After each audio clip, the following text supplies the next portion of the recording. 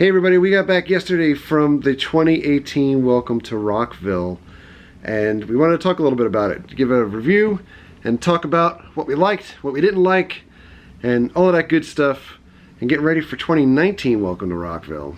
And due to lack of broad filming space, so I didn't just have my opinions in here today. We have Mary and Jess kind of here for color as well. 2018 Welcome to Rockville took place over 3 days this year instead of 2 days, which was a change from years past. We've been going to Rockville now. It's an event held in Jacksonville, Florida every year at Metropolitan Park. We've been going for the last 5 years.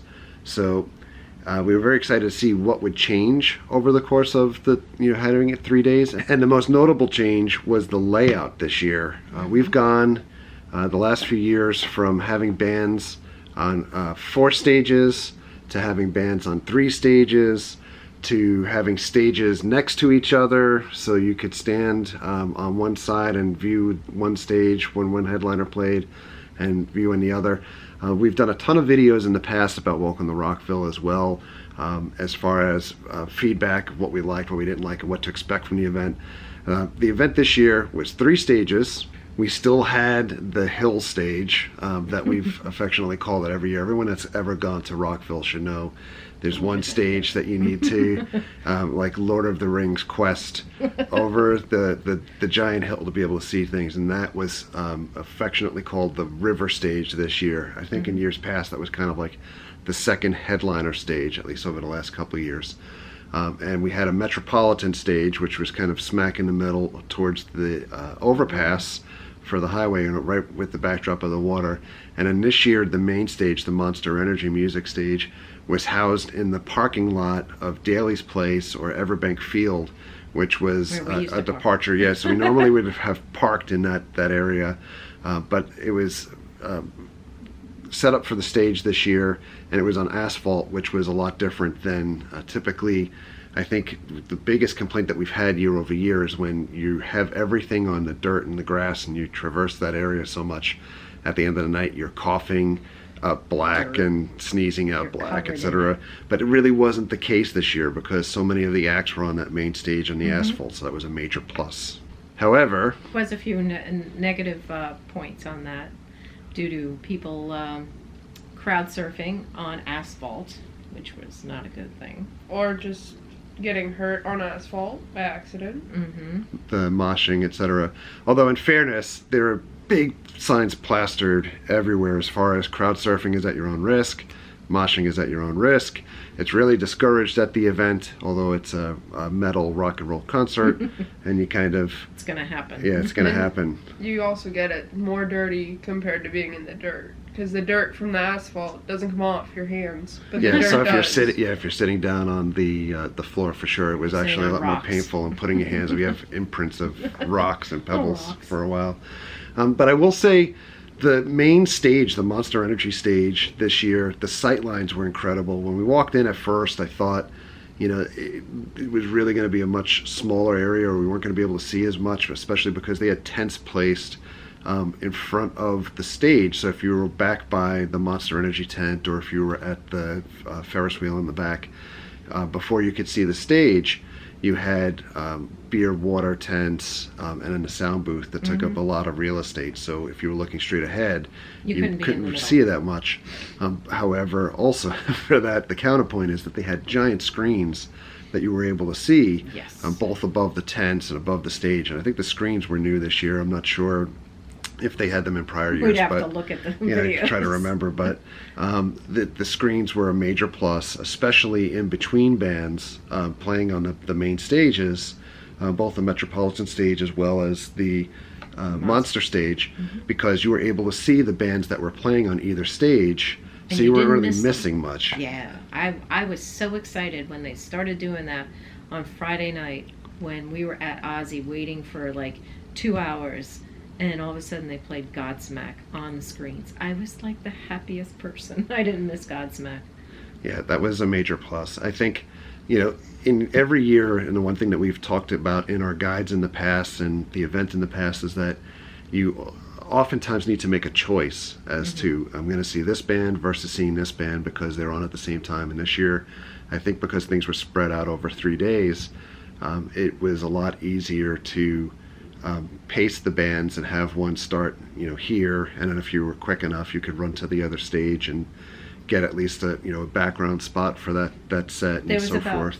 5 minutes in between sets, most of the time, except for some overlap, of course. Yeah, I think the biggest scheduling overlap that we had negative feedback about was right before Ozzy, Godsmack and Atriu played at the same time on different stages. So I think Atriu was on the River stage and Godsmack was on Metropolitan, and they broadcast the Godsmack show on the Monster stage. So it was great. You were able to see everything while you were waiting for Ozzy. Mm-hmm. And just to give you a rundown, because we looked before and I thought, like, maybe since it was 3 days, you had bands that were spread out more, or we kind of left the event on Sunday night and thought, you could have either cut some of the smaller bands from the set or put them overlapping, and you would have been able to have 2 solid days versus 3 days. But the number of bands that have played there over the last 3 years, at least, in 2016, there was 49 bands, and that was, I think, still just 3 stages at that point. I think At that point, there was 3. yeah. And then 2017, we had 42 bands. So last year, the number of bands went down, and I think the quality of the bands went down in 2017. And this year, in 2018, over 3 days, we had 54 bands. One couldn't make it, though. Killswitch Engage had to cancel due to sickness, I believe, Yes. the last week. But 54 bands over 3 days, and this year the lineup was so much more stacked with bigger bands that I think, if you were going to go see them in a lot of them in probably like Hard Rock Live type settings or smaller arena settings, you probably would have been paying $40 or so, $30-40 a ticket for each of those bands. Mm-hmm. And because it was spread over 3 days, you got much longer sets from some of the bands. So unbelievably, the big win for me was they got Ozzy on Friday night, and that was the kickoff of his farewell or No More Tours tour. Saturday was stacked with bands. You had Hailstorm, Avenged Sevenfold, Stone Sour. Trivium. Trivium was Friday. Oh, I thought it was Saturday. Was it? I don't know. They blend It's into all each like other. soup. Yeah. But there was a heck of a lot of bands. I think it was Saturday, actually, you're right. So there was a lot of bands that you would have paid more to see. And when you got to some of the bigger bands, like Ozzy played almost 2 hours, Foo Fighters played 2 hours. Mm-hmm. Those were set times that in years past we just didn't have them. No. I have to go back to thinking, like when Slayer played and Slipknot played and years past, and we at most might have gotten like an hour and a half out of those types of bands. So I think the quality of the bands this year were much better. The layout was phenomenal. Yes. The sightlines, like I said, for the Monster stage were absolutely awesome. The sightlines for the Metropolitan stage, to me, left a little bit to be desired because it was a much more narrow path. Oh, they did play Friday? Trivium was Friday. Yeah, okay. All right, I'm not losing my mind. The sightlines were much more narrow for the Metropolitan stage. I did like how they set up under the overpass this Yeah, year. there were picnic tables this year, so there were places to sit. Yeah, that was incredible. And if you stayed at the overpass, or whatever you call it, you could actually see the Metropolitan stage far away, but you could still perfectly hear it and everything. So Yeah, everything down to the amount of porta potties that they had. oh yeah. It seemed like increased. The food prices, the food selection I thought was the best this year out of the prior years that we've gone. The pricing on the food I think was cheaper this year than what it has been in years past also. One of the examples we had, Moho barbecue, I don't know, butchering the name probably, but we had the Moho barbecue on Saturday. Huge plate of food for $10. Oh, it's incredible. Tons of water available. Mm-hmm. I mean, years past, we had complaints where water was running out at the event, and kind of Powerade type drinks and things like that. And this year, the water was like $3 a bottle. You couldn't beat the pricing. the area, because the way the stage is shifted, the area that's towards the middle where they have like kind of like the actual structured bathroom instead of porta potties was open again too, with the water fountain It and wasn't cut off from the additional VIP vendors area. over there. So I think the layout, security was still, excruciatingly slow, but appreciative, especially what's happened in the world since the last Rockvilles, but maybe more access points next year. Well, there was 2 entrances there this Yep. year. And that's one thing that we got too. So, we get the Rockville kind of like cold allergy things happening to all of us. Just phenomenal setup this year, operationally, heads and tails above what it has been in the past. I will say, when we go to Rockville, it's not only to take in shows, it's a whole experience. The music experience tent this year was a little bit more tucked out of the way, as well as the FYE tent It was a little more tucked out of the way. at the river stage. And I think we got to Sunday night and I realized I never went into the FYE tent. We did spend time at Monster. We spent a good chunk of time at the music experience tent, and we filmed some of that we'll include in our daily videos when we get them posted, including like the guitar solo shred off on Sunday, which was a lot of fun as always. It was nice seeing all the people saying cheap seats too. Yeah, the band signings, I think at FYE and Monster and music experience were maybe a little bit more scaled back this year also. Like I think in prior years we saw some more of the headlining acts and bigger bands taking place or taking part of that. Yeah, those tents should have been placed more central to the whole area instead of on both ends, just so people could see it. Yeah. I love that Monster brought out the double-decker tent that we saw earlier this year at the Daytona 500 also, because you were able to get really good sight lines to the stage if you didn't want to go on the Ferris wheel of death, to take you around and get that eye in the sky look. Which I don't do. For any new viewers, by the way, that is That's Eddie. Eddie the cat. His brother Sammy that he fights with all the time is off to the side. That would be amazing next year, because we always think like, who could you top for 2019? I mean, who could you get? But in any event, I'm going all over. The Sightlines, absolutely awesome. The Monster tent was great. Of course, we didn't have green Monster again in the tent, but we had purple, we had red. Had the peach tea. Was peach tea, Mango drink with the Day of the Dead skulls on it and everything. Everybody exceedingly friendly the entire time, whether it was the folks at the Monster tent or the folks at the different vendors and booths.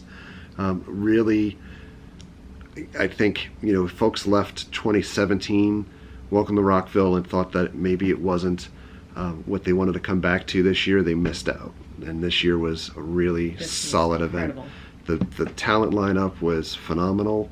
And I think, everybody left this year. We like Mary said before, we had a ton of people that were hitting us like every 5 minutes. It seemed like when we were moving, hitting us up. Yeah, and at least saying hi and they watch us. And we brought a lot of people, I think, to the event from prior year's reviews. And I think the thing is, you sit back and think like, who could you get next year? I mean, who's left? I don't know.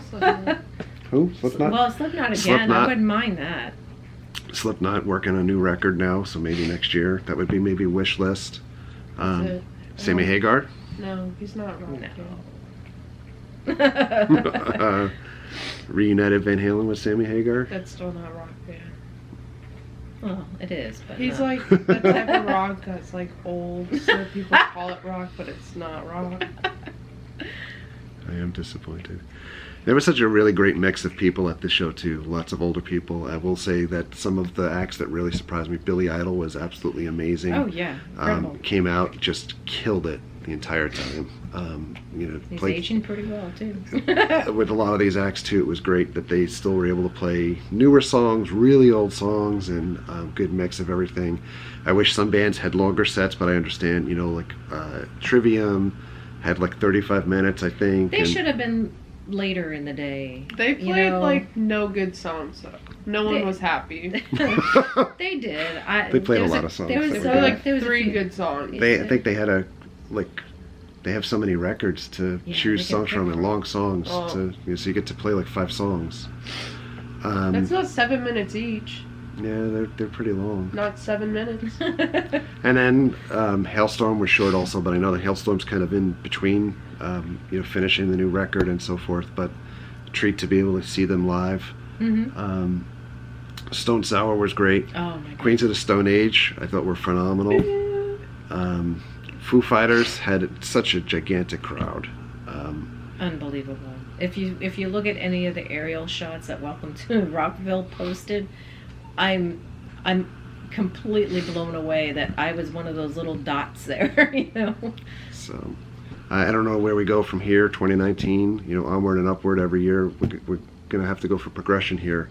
I hope that we're back. The rumor is every year that Metropolitan is not going to be there the following year. Yeah, I know. We were out there doing kind of like the precursor guide to what to expect this year, and the one stage area that we've been using for the last couple of years wasn't available this time, and that's why the stage moved.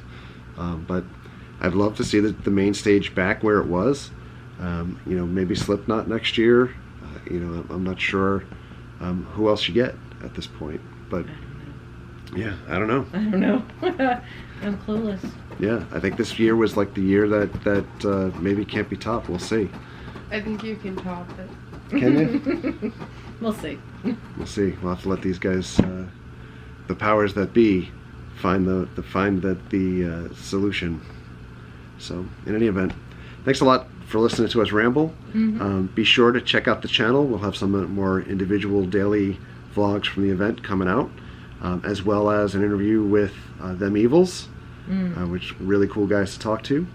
So thank you very much for checking us out. Thank you very much for all of your likes and your comments and your subscriptions. Treat others the way you want to be treated. Have a great night. We'll see you guys.